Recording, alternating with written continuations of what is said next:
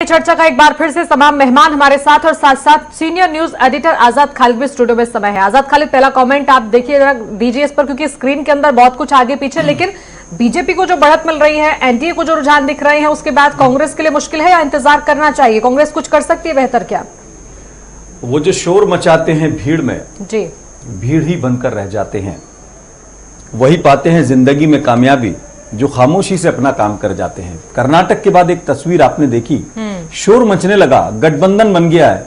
CWC में बाकायदा फैसला होता है कि राहुल गांधी हमारे पीएम बनेंगे। सब पीएम के झगड़े में लगे हुए थे, लेकिन किसी के पास लाइन ऑफ एक्शन नहीं था, किसी के पास मुद्दा नहीं था। और अगर बात देखें तो कहीं ना कहीं जल्दबाजी बहुत थी। अगर आप बात करें पुलवामा की, तो सबसे पहले सबूत मांगे जाने लगे। सबसे पहले कांग्रेस ने 7वें दिन सबूत मांग लिए।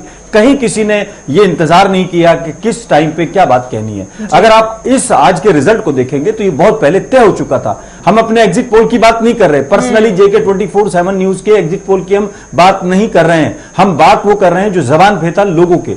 अगर आज आप बात करें, हालांकि आज एक और बात मैं कहूंगा, हो सकता है लोगों को इसमें कुछ मजाक नजर आए, लेकिन राहुल गांधी को खासतौर से कांग्रेस को बधाई, क्योंकि इस बार तो कम से कम उन्होंने विपक्ष की भूमिका निभाने को तो नंबर मिल जाएंगे, ऐसी उम्मीद लग रही है। क्योंकि पिछली बार तो उनको इतने भी नंबर नहीं थे कि वो संसद के अंदर विपक्ष के तौर पर अपने आप को सर्टिफाई कर सके या पहचान बना सके। इस बार शायद वो मिल जाएगा, लेकिन इस बार छोटे दलों को यह सबक होना चाहिए, समझ होनी चाहिए कि राष्ट्रीय दलों से अगर वो अलग चल के अपनी राजनीति करेंगे तो उनका हश्र यही होना है। अगर वो अपनी अपनी 1.5 ईंट की अलग तामीर करेंगे तो कहीं ना कहीं उनका यही हाल होना है। हालांकि इस बार अगर लूजर्स में बात करें तो कई लोग बड़े लूजर हैं। टीडीपी, जो अभी चंद्रबाबू नायडू सबसे पहले लोटा लेके घूम रहे थे कि सरकार बनाऊंगा, उनका क्या हाल होगा वो शाम तक पता लग जाएगा। लेकिन मायावती 0 से बढ़ के कहीं पहुंच रही है, सपा भी बढ़ रही है, और अगर आप बात करेंगे कांग्रेस भी बढ़ रही है। लेकिन फिर एक बार मोदी सरकार ये बता रही है कि कहीं ना कहीं विपक्ष बिखरा रहा और मुद्दों पर उसने बात नहीं करी। उसे जो लूज बॉल मिली उनको गोल में कन्वर्ट नहीं कर पाया, और कहीं ना कहीं जो सरकार के काम को लेकर जनता का मैंडेट है वो इस बात की मोहर है कि जनता उससे सेटिस्फाई है।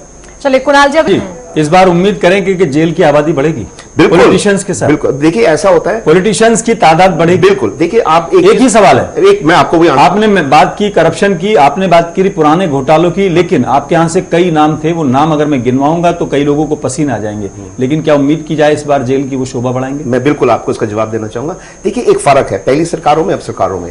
पहली सरकार क्या होती है, पहली सरकार में ये वाली गिन रहा हूं जो आपकी 5 साल वाली थी, वो भी गिन रहा हूं। हाँ, वो भी गिन लीजिए, मैं उसी में आ रहा हूं। ये 5 साल और उससे पहले, जब पहले की सरकारों में केसेस बनते थे, जो आप भी जानते हो, देश वाले भी जानते हैं, बहुत केसेस थे, बहुत चीफ मिनिस्टरों पे केस चले थे, आज तक किसी पे कोई कार्रवाई नहीं हुई और ठंडे बक्सों में डाल दिया जाता था और पॉलिटिकल रीजन से उनको ब्लैकमेल करके काम किया जाता था। ये फैक्ट्स हैं। ये तो आप भी कर रहे थे इस चुनाव। एक मिनट, मैं आगे मैं बोल रहा हूं, सीबीआई ग्रेड डालें।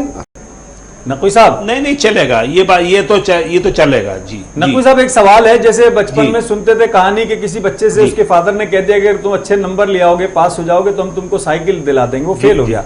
उसके पिताजी ने पूछा भाई तुम फेल क्यों हो गए? बोले साहब साइकिल चलाना सीख रहा था।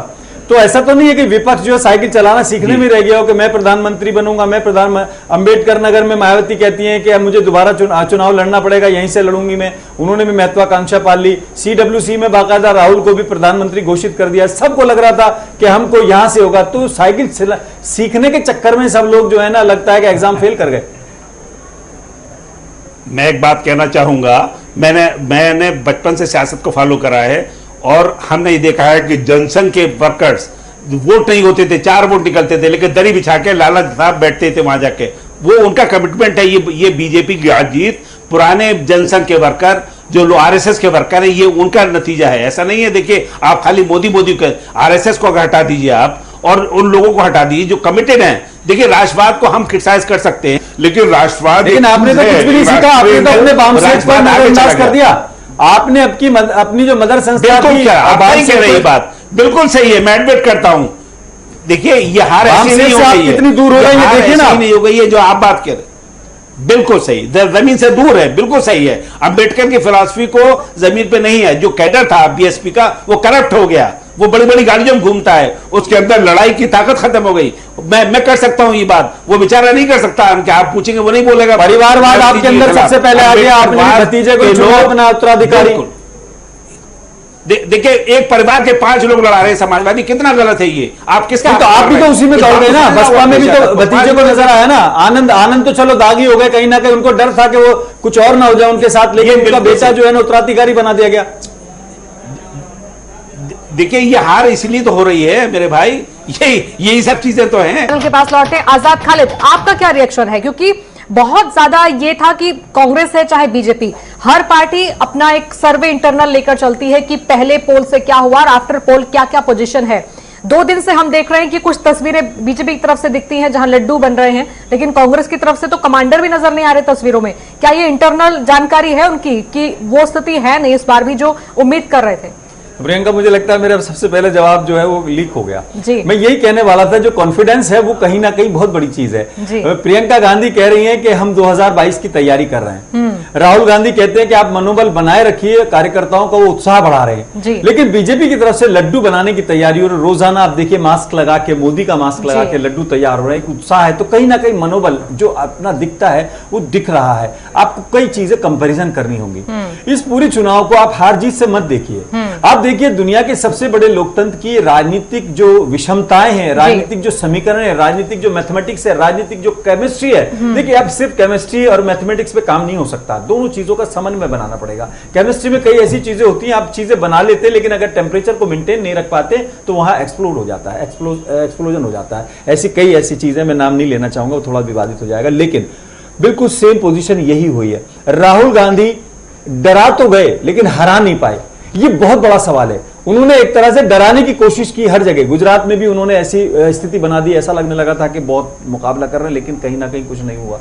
अभी आप देखें लोकसभा के अंदर जिस तरह से उन्होंने एक हाइप क्रिएट किया, लेकिन कहीं ना कहीं उनकी बॉडी लैंग्वेज, कहीं ना कहीं उनकी गंभीरता, कहीं ना कहीं उनके जो मैनेज करने वाले लोग हैं, इस पूरे मामले में राहुल गांधी को नंबर पूरे में इसलिए देना चाहूंगा कि उन्होंने अपनी तरफ से मेहनत की, अकेले दम पर उन्होंने हर जगह उपस्थिति दर्ज कराई, लेकिन जो उनके चारों तरफ का ऑरा था उसने कहीं ना कहीं अपना काम नहीं किया, ये बड़ी एक सच्चाई है। दूसरी बात, राहुल गांधी अपनी बॉडी लैंग्वेज को कंट्रोल नहीं कर पाए। पार्लियामेंट के अंदर अगर खड़े होकर वो आंख मारते हैं तो उसका मैसेज क्या जाएगा, इसके आफ्टर इफेक्ट जो है वो नहीं समझ पाए, उनको लोगों ने नहीं समझाया। जाते जाते वो गले लगते हैं, वो एक अच्छा चीज हो सकती है, वो उन्होंने मुन्ना भाई एमबीबीएस टाइप काम करने की शायद कोशिश की है, लेकिन उससे काम नहीं चलेगा। काम चलेगा मोदी की लैंग्वेज से, मोदी की बॉडी लैंग्वेज से। मोदी ने कहा कि अब की बार फिर मैं आ रहा हूं, मैं झुकने नहीं दूंगा, मैं घर में घुस के मारता हूं, ये कॉन्फिडेंस है। वो कह रहे हैं कि नहीं हम 2022 की तैयारी कर रहे हैं, कार्यकर्ता कह ठीक है तो हम तो रेस्ट कर लेते हैं। ये जो मैसेज ना दे पाने की जो हालत हुई है वो कांग्रेस के साथ हुई। इस पूरे मामले में बीजेपी को जो बढ़त मिली है वो बधाई की बात है, लेकिन कांग्रेस की इसमें बहुत बड़ी हार हुई है। आपको एक चीज देखनी होगी, कांग्रेस को एक बधाई और देनी चाहूंगा, हमारे साथ कांग्रेस के हमारे नेता बैठे हुए हैं, 72,000 रुपए तो उनके कम से कम बच ही गए, ये तो बड़ी बचत हुई है। अब जरा इस पे जवाब मैं लूंगा।